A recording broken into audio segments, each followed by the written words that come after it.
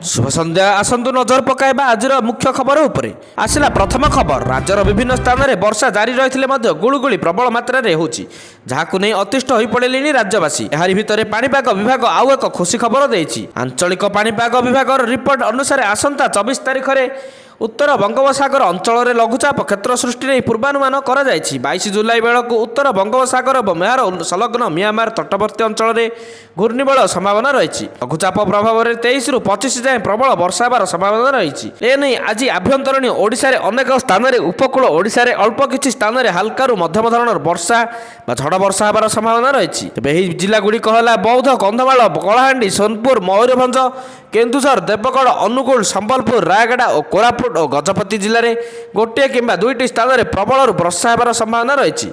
यह वज्रपात और घंटा प्रति 30 रु 40 किलोमीटर बेगर पवन बहबार संभावना थिबारु एही सेबु जिलागुड़िक येलो वार्निंग जारी कर जायछि। परवर्ती खबर बलंगा पीड़िता को भुवनेश्वर एम्स रु दिल्ली एम्स को स्थानांतर करा जायछि। सर्वोत्तम चिकित्सा ପାଇଁ पीड़िता को एयरलिफ्ट करा जायथिबा उपमुख्यमंत्री प्रभाती परिडा कहछन्ति। सोशल मीडिया प्लेटफॉर्म एक्स रे उपमुख्यमंत्री प्रभाती परिडा लिखिछन्ति सर्वोत्तम चिकित्सा ପାଇଁ बलंगा पीड़िता को दिल्ली एम्स को एयरलिफ्ट करा जायछि।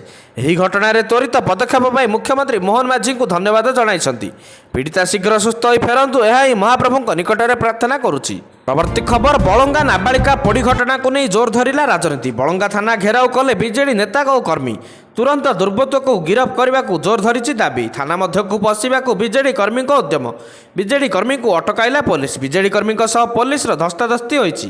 ବଳଙ୍ଗା ଥାନା ଆଗରେ ସୁରକ୍ଷାକୁ କଡ଼ାକଡ଼ି କରାଯାଇଛି। ଏକ ପ୍ଲାଟୁନ୍ ଫୋର୍ସ ମୁତୟନ ହେବା ସହିତ ବିଭିନ୍ନ ଅଧିକାରୀ ଥାନାକୁ ଜଗି ରହିଛନ୍ତି। ପରବର୍ତ୍ତୀ ଖବର ଭୀଷଣ ବର୍ଷା ଆଣିଲା ବନ୍ୟା। ଯୁଆଡ଼େ ଚାହିଁଲେ ଖାଲି ପାଣି ଓ ପାଣି। ରାସ୍ତାରେ ଅଣ୍ଟାଏ ପାଣି ଉବୁଟୁବୁ ହେଉଛି ପାକିସ୍ତାନ। ଭୁଷୁଡୁଛି ଘର, ବୁଡୁଛି ଗାଡ଼ି ମଟର। ପାକିସ୍ତାନରେ ବନ୍ୟା ସ୍ଥିତିରେ ଜନଜୀବନ ହନ୍ତସନ୍ତ। ପାକିସ୍ତାନରେ ଏହି ବର୍ଷା ପ୍ରବଳ କ୍ଷୟକ୍ଷତି ଘଟାଇଛି। ଚଳିତ ବର୍ଷ ପାକିସ୍ତାନରେ ମୌସୁମୀ ଜନିତ ମୃତ୍ୟୁ ସଂଖ୍ୟା 200ରୁ ଅଧିକରେ ପହଞ୍ଚିଛି, ଯେଉଁଥିରେ 100 ଜଣ ଶିଶୁ ମଧ୍ୟ ଅଛନ୍ତି। ସେପଟେ 560 ଜଣ ଆହତ ମଧ୍ୟ ହୋଇଛନ୍ତି। ଶନିବାର ପାକିସ୍ତାନର ଜାତୀୟ ବିପର୍ଯ୍ୟୟ ପରିଚାଳନା କର୍ତ୍ତୃପକ୍ଷଙ୍କୁ ଉଦ୍ଧୃତ କରି ଏହି ସୂଚନା ଦେଇଛି। ପରବର୍ତ୍ତୀ ଖବର ଆମେରିକା ରାଷ୍ଟ୍ରପତି ଡୋନାଲ୍ଡ ଟ୍ରମ୍ପଙ୍କ ଚେତାବନୀକୁ ମାନିଲା ନାହିଁ ରୁଷ। ୟୁକ୍ରେନ ଉପରେ ମିସାଇଲ ବର୍ଷା କଲା ପୁଟିନ ସେନା। 48 ଘଣ୍ଟାରେ ରୁଷ ୟୁକ୍ରେନ ଉପରେ ଏକ ବଡ଼ ଧରଣର ଡ୍ରୋନ୍ ଏବଂ ମିସାଇଲ ମାଡ଼। ଏକାବେଳକେ 30 ମିସାଇଲ ଓ 300ଟି ଡ୍ରୋନ୍ ଆଟାକ୍। ଏହି ଆକ୍ରମଣରେ କୃଷ୍ଣସାଗର ବନ୍ଦର ସହ ଓଡେସାର ଜଣଙ୍କ ମୃତ୍ୟୁ ହୋଇଛି। 6 ଜଣ ଆହତ ହୋଇଛନ୍ତି। ଆବାସିକ କୋଠାରେ କ୍ଷତିଗ୍ରସ୍ତ ହୋଇଛି। ରୁଷ ଆକ୍ରମଣ ପରେ ୟୁକ୍ରେନ ସେନା କହିଛି ଯେ 208ଟି ଡ୍ରୋନ୍ ଏବଂ କ୍ଷେପଣାସ୍ତ୍ରକୁ ସଫଳତାପୂର୍ବକ ଖସାଇ ଦିଆଯାଇଛି। ଡ୍ରୋନ୍ ଆକ୍ରମଣ ତୀବ୍ର ହେବାରେ ଲାଗିଛି। ଜୁଲାଇ 8ରେ ଏକ ବଡ଼ ଆକ୍ରମଣ ହୋଇଥିଲା। 700ରୁ ଅଧିକ ଡ୍ରୋନ୍ ଆକ୍ରମଣ ହୋଇଥିଲା, ଯାହା ଏପର୍ଯ୍ୟନ୍ତ ସର୍ବାଧିକ। ପରବର୍ତ୍ତୀ ଖବର ଉତ୍ତରପ୍ରଦେଶର ମୁଖ୍ୟମନ୍ତ୍ରୀ ଯୋଗୀ ଆଦିତ୍ୟନାଥ ଦିଲ୍ଲୀରେ ପ୍ରଧାନମନ୍ତ୍ରୀ ମୋଦିଙ୍କୁ ତାଙ୍କ ବାସଭବନରେ ସାକ୍ଷାତ କରିଛନ୍ତି। ଯଦିଓ ଏହାକୁ ଏକ ସୌଜନ୍ୟମୂଳକ ସାକ୍ଷାତକାର ବୋଲି କୁହାଯାଉଛି, କିନ୍ତୁ ଏହି ଆଲୋଚନା ପରେ ରାଜ୍ୟର ଶାସନ ଓ ପ୍ରଶାସନରେ ଏକ ବଡ଼ ଧରଣର ଅଦଳବଦଳ ହେବା ନେଇ ରାଜନୈତିକ ମହଲରେ କଳ୍ପନା ଜଳ୍ପନା ତୀବ୍ର ହୋଇଛି। ସୂଚନା ଅନୁସାରେ ପ୍ରାୟ 1 ଘଣ୍ଟା ଧରି ଚାଲିଥିବା ଏହି ଆଲୋଚନାରେ ରାଜ୍ୟର ସାମ୍ପ୍ରତିକ ରାଜନୈତିକ ପରିସ୍ଥିତି, ନିର୍ବାଚନ ଫଳାଫଳ ସମୀକ୍ଷା ଏବଂ ଭବିଷ୍ୟତର ରଣନୀତି ଉପରେ ବିସ୍ତୃତ ଆଲୋଚନା ହୋଇଛି। ଉତ୍ତରପ୍ରଦେଶରେ ବିଜେପି ଆଶାଠାରୁ ଯଥେଷ୍ଟ କମ୍ ଆସନ ପାଇଥିବାରୁ ଏହାର କାରଣ ଖୋଜିବା ସହ ସରକାର ଓ ସଂଗଠନ ମଧ୍ୟରେ ଥିବା ସମନ୍ୱୟର ଅଭାବକୁ ନେଇ ମଧ୍ୟ ଚିନ୍ତା ପ୍ରକଟ କରାଯାଇଛି। ଏହି ଆଲୋଚନା ପରେ ଯୋଗୀ ସରକାର ଏକ ବଡ଼ ପରିବର୍ତ୍ତନ ଦେଖିବାକୁ ମିଳିପାରେ ବୋଲି ସାଧାରଣରେ ଚର୍ଚ୍ଚା ହେଉଛି। ପ୍ରତି ଖବର ଏଫ୍ଏମ୍ କଲେଜ ଛାତ୍ରୀ ଆତ୍ମାହୁତି ଘଟଣାକୁ ସପ୍ତାହେ ବିତିଲାଣି। ୟୁଜିସି ଉଚ୍ଚଶିକ୍ଷା ବିଭାଗ ଓ କ୍ରାଇମବ୍ରାଞ୍ଚ ପକ୍ଷରୁ ପୃଥକ ଭାବେ 3ଟି ଟିମ୍ ଦ୍ୱିତୀୟ ଦିନରେ ମଧ୍ୟ ତଦନ୍ତ କରିଛନ୍ତି। ଏହି 2 ଦିନରେ ଅନେକ ଗୁରୁତ୍ୱପୂର୍ଣ୍ଣ ତଥ୍ୟ ମିଳିସାରିଥିବା ଜଣାପଡ଼ିଛି। କଲେଜ ଯାଇଛନ୍ତି ଆଜି କ୍ରାଇମବ୍ରାଞ୍ଚ ଡିଜି। ବର୍ତ୍ତମାନ ପୂର୍ବତନ ଛାତ୍ରମାନଙ୍କୁ ପଚରାଉଚରା ଜାରି ଘଟଣାକୁ ନେଇ ଆଇସିସି କମିଟି ସଦସ୍ୟମାନଙ୍କୁ ନିଲମ୍ବିତ କରାଯାଇପାରେ ବୋଲି ଆଶଙ୍କା କରାଯାଉଛି। ପରବର୍ତ୍ତୀ ଖବର ପୁଣି ଥରେ ଚର୍ଚ୍ଚାକୁ ଆସିଛନ୍ତି ଆମେରିକା ରାଷ୍ଟ୍ରପତି ଡୋନାଲ୍ଡ ଟ୍ରମ୍ପ। ସେ କହିଛନ୍ତି କେମିତି ଭାରତ ଓ ପାକିସ୍ତାନ ମଧ୍ୟରେ ଲାଗିଥିବା ଯୁଦ୍ଧ ସ୍ଥିତିରେ ସେ ହସ୍ତକ୍ଷେପ କଲେ। ଖାଲି ଏତିକି ନୁହେଁ, ବରଂ ସେହି ସମୟରେ 5ଟି ଯୁଦ୍ଧ ବିମାନ ନଷ୍ଟ ହୋଇଥିବା ସେ ଦାବି କରିଛନ୍ତି। ହ୍ୱାଇଟ୍ ହାଉସ୍ରେ ରିପବ୍ଲିକାନ ସାଂସଦମାନଙ୍କ ସହ ଏକ ରାତ୍ରି ଭୋଜନରେ ସେ ଏହା କହିଛନ୍ତି। ଟ୍ରମ୍ପଙ୍କ କହିବା ଅନୁଯାୟୀ 2 ପରମାଣୁ ଶକ୍ତି ସମ୍ପନ୍ନ ଦେଶ ପରସ୍ପର ଉପରେ ଆକ୍ରମଣ କରୁଥିଲେ ଏବଂ ପରିସ୍ଥିତି ଅଧିକ ଖରାପ ହେବାରେ ଲାଗିଥିଲା। ସେ ଦାବି କରିଛନ୍ତି ବିମାନ ଗୁଡ଼ିକୁ ଆକାଶରୁ ଗୁଳି କରି ଖସାଇ ଦିଆଯାଉଥିଲା। ତେବେ ଖସିଥିବା ଏହି ବିମାନ ଗୁଡ଼ିକ କେଉଁ ଦେଶର ଥିଲା ସେ ବିଷୟରେ ଟ୍ରମ୍ପ କୌଣସି ସୂଚନା ଦେଇନାହାନ୍ତି। ପରବର୍ତ୍ତୀ ଖବର ଇରାନର ସବୁଠାରୁ ବଡ଼ ତୈଳ ବିଶୋଧନାଗାର ଅବଦାନ ଅଏଲ ରିଫାଇନାରୀ ଜୁଲାଇ 19, 2025ରେ ଏକ ଭୟଙ୍କର ଅଗ୍ନିକାଣ୍ଡ ଘଟିଛି। ଫାରାସ ଖାଡ଼ି ଉପକୂଳ ନିକଟରେ ଅବସ୍ଥିତ ଏହି ଶୋଧନାଗାରରେ ଏକ ପମ୍ପ ଲିକେଜ୍ ଯୋଗୁଁ ଏହି ଅଗ୍ନିକାଣ୍ଡ ଘଟିଥିବା ସୂଚନା ମିଳିଛି। ଏହି ଘଟଣାରେ ଜଣେ କର୍ମଚାରୀଙ୍କ ମୃତ୍ୟୁ ହୋଇଥିବା ବେଳେ ଅନେକ ଆହତ ହୋଇଛନ୍ତି। ପରବର୍ତ୍ତୀ ଖବର, ଭୟଙ୍କର ଭୂମିକମ୍ପରେ ଦୋହଲିଲା ରୁଷ, 45 ମିନିଟରେ 4ଟି ଝଟକା। ରୁଷରେ ଭୟଙ୍କର ଭୂମିକମ୍ପରେ ଦୋହଲିଛି। 12ଟାରୁ ଘଣ୍ଟେ ମଧ୍ୟରେ 4 ଥର ଭୂମିକମ୍ପ ଘଟିଛି। ଏହାର ତୀବ୍ରତା 6ରୁ 7 ରହିଛି। ଏପରି ଗୋଟିଏ 4 ଥର ଭୂମିକମ୍ପ ଯୋଗୁଁ ପ୍ରଶାନ୍ତ ମହାସାଗରରେ ସୁନାମି ଆସିବାର ଆଲର୍ଟ ଜାରି ରଖାଯାଇଛି। ଭୂମିକମ୍ପର କେନ୍ଦ୍ରସ୍ଥଳ ପେଟ୍ରୋପାଭଲୋଭସ୍କ କାମଚାଟିକ୍ସ ସହରରୁ 144 କିଲୋମିଟର ପୂର୍ବରେ ସମୁଦ୍ର ଭିତରେ 20 କିଲୋମିଟର ଗଭୀରରେ ଥିଲା। German research centre for Jio science ଏବଂ ନ୍ୟାସନାଲ ସେଣ୍ଟର ଫର୍ ସିସମୋଲଜି NCCS ଭୂମିକମ୍ପକୁ ନିଶ୍ଚିତ କରିଛି। ପ୍ରଥମ ଭୂମିକମ୍ପ ଦିନ 12:19ରେ ହୋଇଥିଲା, ଯାହାର ତୀବ୍ରତା ରିକ୍ଟର ସ୍କେଲରେ 7.4 ଥିଲା। ଦ୍ୱିତୀୟ ଭୂମିକମ୍ପ ଦିନ 12:37ରେ ହୋଇଥିଲା, ଯାହାର ତୀବ୍ରତା ରିକ୍ଟର ସ୍କେଲରେ 6.6 ଥିଲା।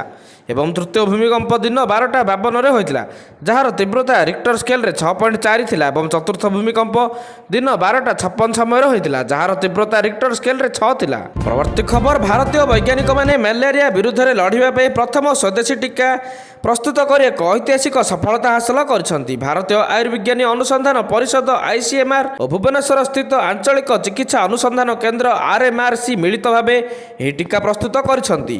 ଏହା କେବଳ ମ୍ୟାଲେରିଆ ସଂକ୍ରମଣକୁ ରୋକିବ ନାହିଁ, ବରଂ ମଶାଜନିତ ସଂକ୍ରମଣର ସାମାଜିକ ସଞ୍ଚାରଣକୁ ମଧ୍ୟ ହ୍ରାସ କରିବ। ପରବର୍ତ୍ତୀ ଖବର, ଅଭାବନୀୟ ଘଟଣା, ମହିଳା ASIଙ୍କ ତଣ୍ଟି କାଟିଲେ CRPF ଯବାନ। ଫଳରେ ଘଟଣାସ୍ଥଳରେ ହିଁ ମହିଳା ASIଙ୍କ ମୃତ୍ୟୁ ହୋଇଛି। ଆଉ କାରଣ ଖୋଜୁ ଖୋଜୁ ଜଣାପଡ଼ିଲା କି ଦୁହେଁ ପ୍ରେମିକ ପ୍ରେମିକା ଥିଲେ। ଦୁହେଁ ଲିଭ୍ ଇନ୍ରେ ରହୁଥିଲେ, ହେଲେ କୌଣସି କାରଣ ପାଇଁ ରାଗିଯାଇ ପ୍ରେମିକା ASIଙ୍କୁ ହତ୍ୟା କରିଥିଲେ ପ୍ରେମିକ CRPF କନେଷ୍ଟବଳ। ପରେ ପ୍ରେମିକାକୁ ହତ୍ୟା କରିବା ପରେ ପ୍ରେମିକାକୁ ପୋଷ୍ଟିଂ ହୋଇଥିବା ଥାନାରେ ଯାଇ ଆତ୍ମସମର୍ପଣ କରିଥିଲା ଅଭିଯୁକ୍ତ ପ୍ରେମିକା। ଏପରି ଏକ ରୋଚକ ଘଟଣା ଘଟିଛି ଗୁଜରାଟର କଚ୍ଛ ଜିଲ୍ଲାରେ। ଶୁକ୍ରବାର ଦିନ ରାତିରେ ଜଣେ CRPF କନେଷ୍ଟବଳ ତାଙ୍କ ଲିଭ୍ ଇନ୍ ପାର୍ଟନର ମହିଳା ASIଙ୍କୁ ଗଳା କାଟି ହତ୍ୟା କରିଥିବା ସୂଚନା ମିଳିଛି। ପରବର୍ତ୍ତୀ ଖବର, NCP ନେତା ଦୀପକ ମାଙ୍କର କେନ୍ଦ୍ର ସରକାରଙ୍କୁ ଆଧାର କାର୍ଡରେ ବ୍ଲଡ ଗ୍ରୁପ ସାମିଲ କରିବା ପାଇଁ ଅନୁରୋଧ କରିଛନ୍ତି। ଏହି ଦାବି ଉଠାଇ ସେ ପ୍ରଧାନମନ୍ତ୍ରୀ କାର୍ଯ୍ୟାଳୟ ଓ ସ୍ୱାସ୍ଥ୍ୟ ମନ୍ତ୍ରାଳୟକୁ ଏକ ପତ୍ର ଲେଖିଛନ୍ତି। ତାଙ୍କ ପତ୍ରରେ ଅହମ୍ମଦାବାଦ ବିମାନ ଦୁର୍ଘଟଣା ଏବଂ ଅପରେସନ ସିନ୍ଦୁର ଉଲ୍ଲେଖ କରାଯାଇଛି। ଦୀପକ ମାଙ୍କରଙ୍କ ମତରେ ଆଧାର କାର୍ଡରେ ବ୍ଲଡ ଗ୍ରୁପ ସୂଚନା ଥିଲେ ଜରୁରୀ ପରିସ୍ଥିତିରେ ଲୋକଙ୍କ ଜୀବନ ବଞ୍ଚାଇବା ସହଜ ହେବ। ଜରୁରୀ ଅବସ୍ଥାରେ ତୁରନ୍ତ ରକ୍ତ ଯୋଗାଣ ପାଇଁ ବ୍ଲଡ ଗ୍ରୁପ ଜାଣିବା ଅତ୍ୟନ୍ତ ଗୁରୁତ୍ୱପୂର୍ଣ୍ଣ ହୋଇପଡ଼େ, ଯାହା ଦୁର୍ଘଟଣା ବା ଚିକିତ୍ସା ଜରୁରୀ ସମୟରେ ଜୀବନ ରକ୍ଷା କରିପାରେ। ଏହି ପ୍ରସ୍ତାବ ସମ୍ପର୍କରେ ସରକାରଙ୍କ ତରଫରୁ ଏପର୍ଯ୍ୟନ୍ତ କୌଣସି ସରକାରୀ ଘୋଷଣା କରାଯାଇନାହିଁ, ତେବେ ଏହି ଦାବି ସାଧାରଣ ଲୋକଙ୍କ ମଧ୍ୟରେ ଆଲୋଚନାର ବିଷୟ ହୋଇଛି। ପରବର୍ତ୍ତୀ ଖବର, ବିଶ୍ୱ ଚାମ୍ପିୟନସିପ୍ ଅଫ୍ ଲିଜେଣ୍ଡସ୍ ଦ୍ୱିତୀୟ ସିଜିନ୍ ଜୁଲାଇ 18ରେ ଆରମ୍ଭ ହୋଇଥିଲା, ଯେଉଁଥିରେ ଭାରତୀୟ ଚାମ୍ପିୟନ୍ସ ଏବଂ ପାକିସ୍ତାନ ଚାମ୍ପିୟନଙ୍କ ମଧ୍ୟରେ ମ୍ୟାଚ୍ ଜୁଲାଇ 20ରେ ଏଜବାଷ୍ଟନ ଗ୍ରାଉଣ୍ଡରେ ଖେଳାଯିବାର ଥିଲା। ଭାରତୀୟ ପ୍ରଶଂସକଙ୍କ ପକ୍ଷରୁ ଏହି ମ୍ୟାଚ୍ ବିଷୟରେ ବହୁତ ସମାଲୋଚନା କରାଯାଇଥିଲା, ଯାହା ପରେ ଟୁର୍ଣ୍ଣାମେଣ୍ଟର ଆୟୋଜକ କମିଟି ଏବେ ମ୍ୟାଚ୍ ବାତିଲ କରିବାକୁ ନିଷ୍ପତ୍ତି ନେଇଛି। ଭାରତୀୟ ଚାମ୍ପିୟନ୍ସ ଦଳର ହରଭଜନ ସିଂ, ଶିଖର ଧାୱନ, ୟୁସୁଫ ପଠାନ ଏବଂ ଇରଫାନ ପଠାନ ପୂର୍ବରୁ ମ୍ୟାଚ୍ ଖେଳିବାକୁ ମନା କରିଥିଲେ। ପହଲଗାମରେ ଆତଙ୍କବାଦୀ ଆକ୍ରମଣ ପରେ ଭାରତ ଏବଂ ପାକିସ୍ତାନ ମଧ୍ୟ ସମ୍ପର୍କ ଖରାପ ହେବାରେ ଲାଗିଛି, ଯାହା ପରେ ଏହାର ପ୍ରଭାବ ପ୍ରତ୍ୟେକ କ୍ଷେତ୍ରରେ ଦେଖିବାକୁ ମିଳିଛି। ବିଶ୍ୱ ଚାମ୍ପିୟନସିପ୍ ଅଫ୍ ଲିଜେଣ୍ଡସର ଦ୍ୱିତୀୟ ସିଜନରେ ଭାରତ ଏବଂ ପାକିସ୍ତାନ ମଧ୍ୟରେ ମ୍ୟାଚ୍ ବିଷୟରେ ପୂର୍ବରୁ ବହୁତ ସମାଲୋଚନା ହୋଇଥିଲା। ପରବର୍ତ୍ତୀ ଖବର, ଭୂମିକମ୍ପ ଝଟକାରେ ପୁଣି ଥରେ ଥରି ଉଠିଲା ପୃଥିବୀ। ସକାଳୁ ସକାଳୁ ଭାରତ ସମେତ ତାଜିକିସ୍ତାନ ଓ ଇରାନରେ ଭୂମିକମ୍ପ ଝଟକା ଅନୁଭୂତ ହୋଇଛି। ରାତି 12ଟାରୁ ସକାଳ 5ଟା ମଧ୍ୟରେ ଭୂମିକମ୍ପ ଯୋଗୁଁ 3ଟି ଦେଶରେ ଆତଙ୍କ ଖେଳି ଯାଇଛି। ଯଦିଓ ଏହି 3ଟି ଦେଶରେ ଭୂମିକମ୍ପ ଯୋଗୁଁ ଏବେ ଯାଏଁ କୌଣସି ଜୀବନ କିମ୍ବା ସମ୍ପତ୍ତି କ୍ଷୟକ୍ଷତିର ସୂଚନା ଆସିନାହିଁ, କିନ୍ତୁ ଲୋକଙ୍କ ମଧ୍ୟରେ ଏକ ଆତଙ୍କର ବାତାବରଣ ଖେଳିଯାଇଛି। ଭାରତର ଆସାମ ରାଜ୍ୟର ନାଗାଓଁ ଜିଲ୍ଲାରେ ଥରି ଉଠିଥିଲା ରାତି ପ୍ରାୟ 12:56ରେ ଭୂମିକମ୍ପ ଅନୁଭୂତ ହୋଇଥିଲା, ଯାହାର ତୀବ୍ରତା ରିକ୍ଟର ସ୍କେଲରେ 2.9 ରେକର୍ଡ କରାଯାଇଛି। ଏହି ଭୂମିକମ୍ପର କେନ୍ଦ୍ରସ୍ଥଳ ଭୂମି ତଳେ 40 କିଲୋମିଟର ଗଭୀରତାରେ ଥିଲା। 8 ଜୁଲାଇରେ ମଧ୍ୟ କାର୍ବି ଆଙ୍ଗଲଙ୍ଗ ଜିଲ୍ଲାରେ ଭୂମିକମ୍ପ ଅନୁଭୂତ ହୋଇଥିଲା, ଯାହାର ତୀବ୍ରତା 4.1 ଥିଲା। ପରବର୍ତ୍ତୀ ଖବର, ଓଡ଼ିଶା ମାଧ୍ୟମିକ ବିଦ୍ୟାଳୟ ଶିକ୍ଷକ ଯୋଗ୍ୟତା ପରୀକ୍ଷା OTT ସ୍ଥଗିତ ହୋଇଥିବା ନେଇ ଗଣଶିକ୍ଷା ବିଭାଗ ପକ୍ଷରୁ ସୂଚନା ଦିଆଯାଇଛି। ଏହି ପରୀକ୍ଷା ଆଜି ହେବାର ଥିଲା, କିନ୍ତୁ ଅନିବାର୍ଯ୍ୟ କାରଣବଶତଃ ଏହାକୁ ଅନିର୍ଦ୍ଦିଷ୍ଟ କାଳ ପାଇଁ ସ୍ଥଗିତ ରଖାଯାଇଛି। Board of secondary education Odisha ପକ୍ଷରୁ ଜାରି ଏକ ବିଜ୍ଞପ୍ତିରେ କୁହାଯାଇଛି ଯେ ପ୍ରଶାସନିକ ଓ ବୈଷୟିକ କାରଣ ହେତୁ ପରୀକ୍ଷା ତାରିଖ ପରେ ଘୋଷଣା କରାଯିବ। ନୂଆ ତାରିଖ ସମ୍ପର୍କରେ ସୂଚନା ଶୀଘ୍ର ବୋର୍ଡ ଅଫିସିଆଲ ୱେବସାଇଟ୍ରେ ପ୍ରକାଶ ପାଇବ। ଏହି ଘୋଷଣା ପରେ ପରୀକ୍ଷାର୍ଥୀଙ୍କ ମଧ୍ୟରେ ଅସନ୍ତୋଷ ଦେଖାଯାଇଛି। ଅନେକ ପରୀକ୍ଷାର୍ଥୀ ଦୀର୍ଘ ଦିନ ଧରି ପ୍ରସ୍ତୁତି ନେଇଥିବାରୁ ଏହି ସ୍ଥଗିତ କାରଣକୁ ନିଷ୍ପତ୍ତିକୁ ନେଇ ନିରାଶା ବ୍ୟକ୍ତ କରିଛନ୍ତି।